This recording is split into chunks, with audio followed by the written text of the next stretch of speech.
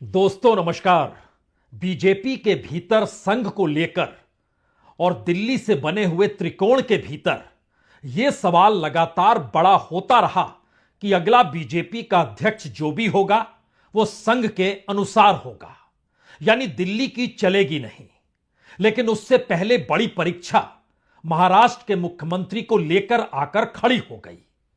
महाराष्ट्र में मुख्यमंत्री होगा कौन, शिंदे ये पूछ रहे हैं। एकनाथ शिंदे ये जानना चाहते हैं कि दरअसल बीजेपी किसे मुख्यमंत्री बना रही है। बीजेपी ये गारंटी चाहती थी कि एकनाथ शिंदे और अजीत पवार पहले तो सहमति दे दें कि दरअसल बीजेपी का मुख्यमंत्री होगा, दिल्ली का हाईकमान जो तय करेगा उस पर उनकी सहमति होगी। यह गारंटी तो मिल गई। लेकिन कल रात जो हुआ और आज सुबह महाराष्ट्र में जो हो रहा है, इन दोनों के बीच एक मोटी लकीर आरएसएस की है।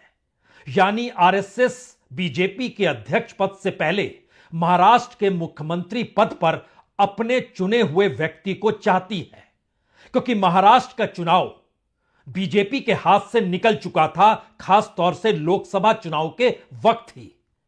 और उसके बाद आरएसएस ने जो गांठ बांधी और जिस तरीके से खुद को एकजुट किया, राजनीतिक रंग में रंगती हुई नजर आई और जगह जगह घूमकर, चाहे वो विदर्भ हो, चाहे मराठवाड़ा हो, चाहे पश्चिमी महाराष्ट्र हो, चाहे कोंकण और कल्याण और ठाणे का ही इलाका क्यों ना हो, हर जगह पर आरएसएस के कार्यकर्ता घरों में घुसकर इस बात को बताने लगे कि अगर नहीं आए तो फिर खतरा है, यानी एक है तो सेफ है। यह मैसेज धीरे धीरे इतना बड़ा कर दिया गया कि मराठवाड़ा के भीतर भी मराठा वोट बैंक छिटकता हुआ नजर आने लगा। खानदेश के भीतर भी ओबीसी कहीं ना कहीं बीजेपी के साथ आकर खड़ा हो गया और राजनीतिक तौर पर एक बड़ी जीत बीजेपी को मिल गई। विदर्भ में कांग्रेस के पांव उखड़ गए, मराठवाड़ा में बीजेपी की घुसपैठ हो गई। घुसपैठ का मतलब राजनीतिक तौर पर अपनी जमीन को बना लिया। लेकिन इस पूरी प्रक्रिया के भीतर नया सवाल यह हो चला है कि कोई भी देवेंद्र फडणवीस के नाम पर गारंटी ले नहीं पा रहा है कि मुख्यमंत्री वही होंगे। संघ चाहता है मुख्यमंत्री नागपुर के ब्राह्मण देवेंद्र फडणवीस हो, क्योंकि उनके पहले टर्म में जिस वक्त 2014 से 2019 तक वो मुख्यमंत्री बने थे, उस दौर में आरएसएस के तमाम प्रकल्प बड़ी जबरदस्त तरीके से चल रहे थे।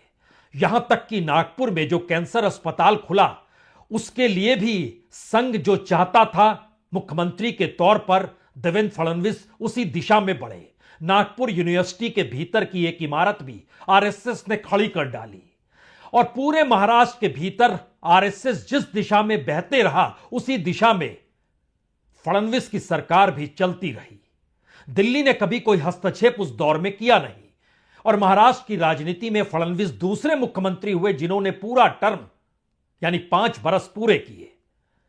लेकिन 2019 से 2024 के बीच की परिस्थितियों में बहुत चीजें डगमगाई।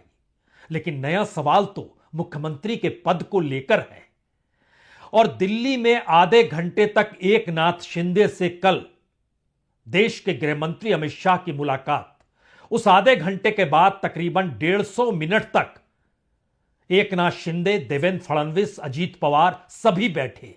कुछ देर के लिए प्रफुल्ल पटेल की भी मौजूदगी रही, लेकिन बावजूद इसके एक बात का जवाब कोई नहीं दे पाया कि मुख्यमंत्री होगा कौन।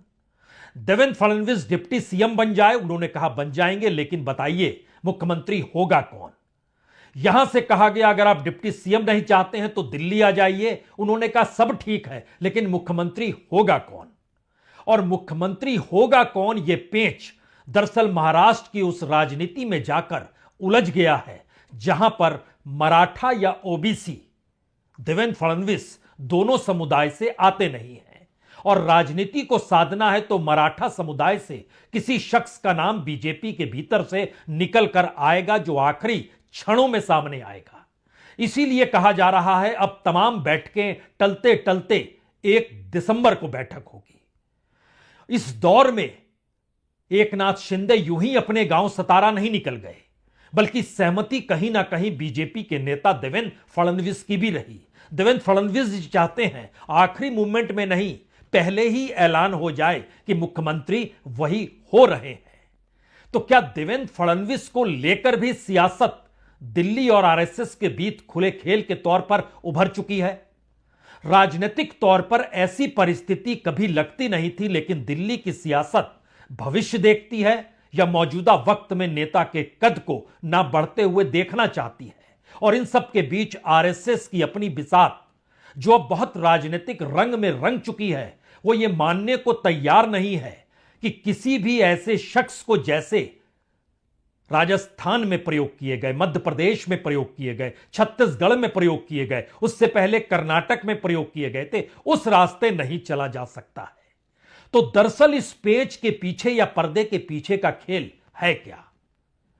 हमें लगता है इस बात को आज एक एक पन्नों के आश्रय आपके सामने खोलें, उससे पहले एक तस्वीर नहीं, दो तस्वीर देखिए। एक तस्वीर 2023 की है, यानी पिछले बरस की है। यह तस्वीर तब की है, पुणे की यह तस्वीर, जहां पर एकनाथ शिंदे बतौर मुख्यमंत्री हैं, बतौर डिप्टी सीएम देवेंद्र फडणवीस है, बतौर डिप्टी सीएम एंट्री हो चुकी है अजीत पवार की भी, और तीनों की मौजूदगी है। तो पहले वो छोटा सा हिस्सा, और उसके बाद कल रात जब फूलों का गुलदस्ता देवेंद्र फडणवीस अमित शाह को दे रहे हैं और उनके बगल में चुपचाप एकनाथ शिंदे खड़े हैं, कई सवालों को जन्म ये दोनों तस्वीरें देती हैं कि एक बरस के बाद कैसे परिस्थिति बदल गई। उसके बाद हम एक एक पन्नों को आपके सामने खोलेंगे।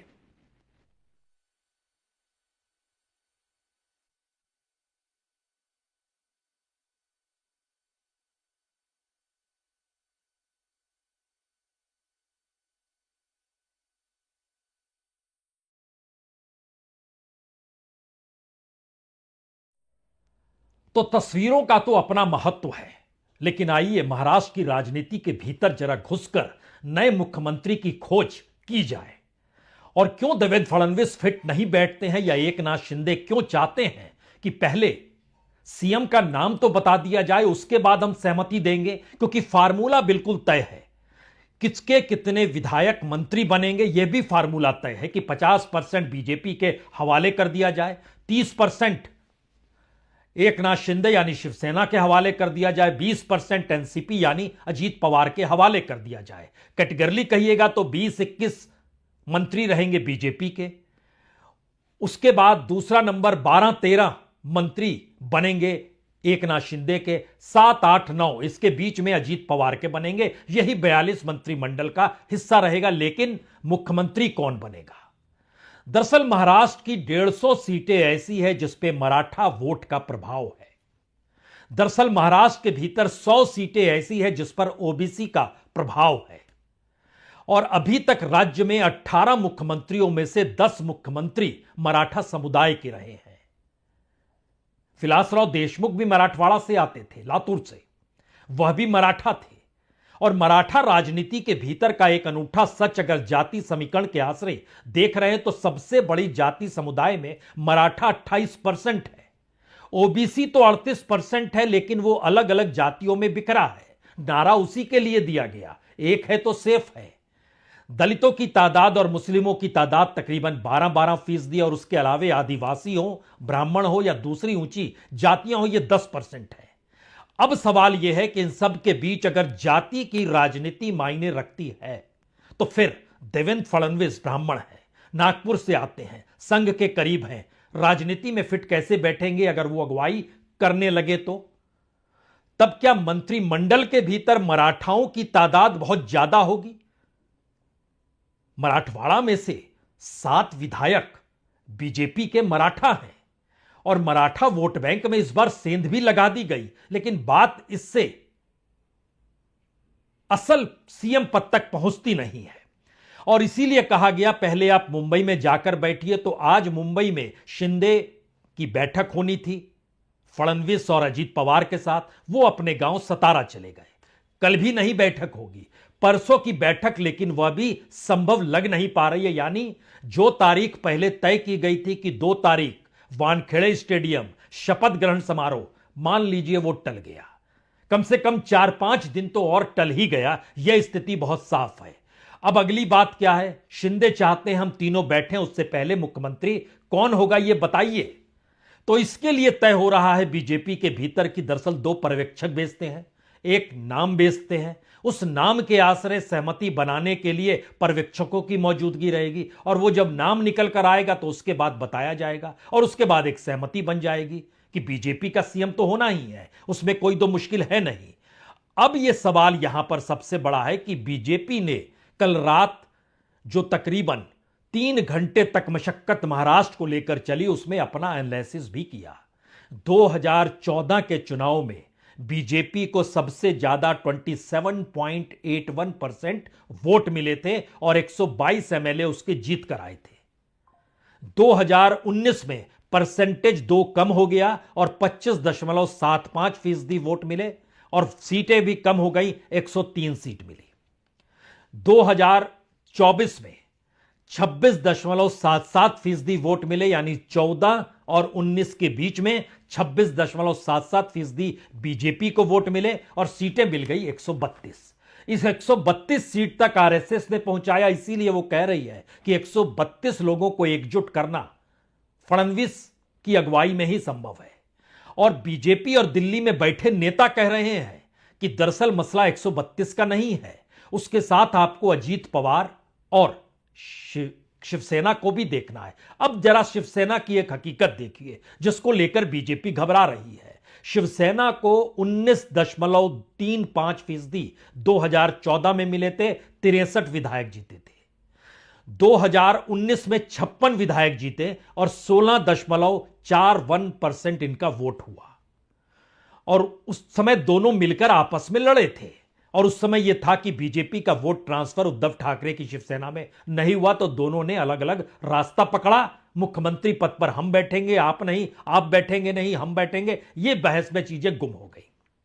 लेकिन 2024 में एक तरफ एकनाथ शिंदे की शिवसेना है जो तकरीबन 12.38% वोट ले जाती और 57 विधायक जीत जाते हैं। एक तरफ उद्धव ठाकरे की शिवसेना है जो तकरीबन 10% वोट ले जाती है और 20 एमएलए जीत जाते हैं। दोनों को मिला दीजिएगा तो लगभग 22.5%। यह एक ऐसा वोट बैंक है जिसमें एकनाथ शिंदे मराठा भी हैं और हिंदूवादी भी हैं।